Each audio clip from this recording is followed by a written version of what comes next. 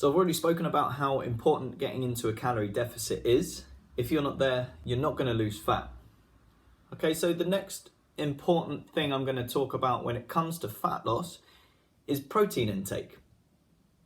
So protein intake is really important when we're looking to get into a calorie deficit, but also try to preserve how much muscle we have.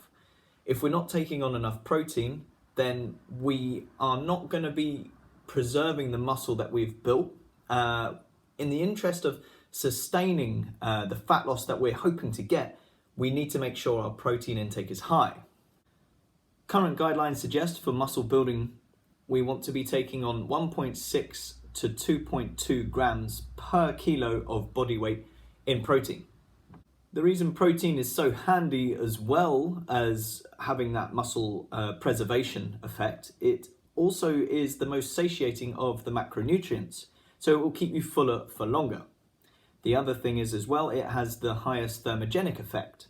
So when you ingest calories that contain protein, around 20 to 30% of those calories will be burnt just purely during the digestion process.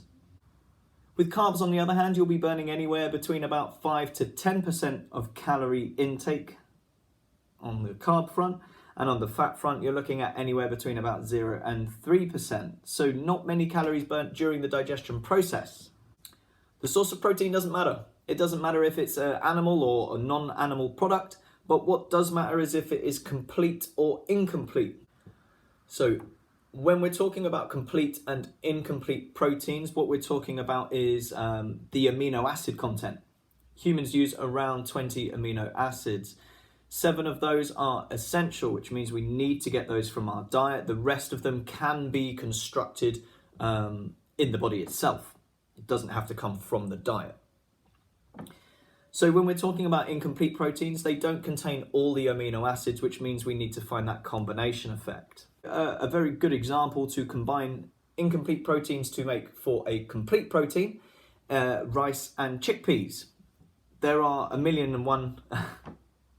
There are a lot of other examples out there that I could use. That's just my go-to one.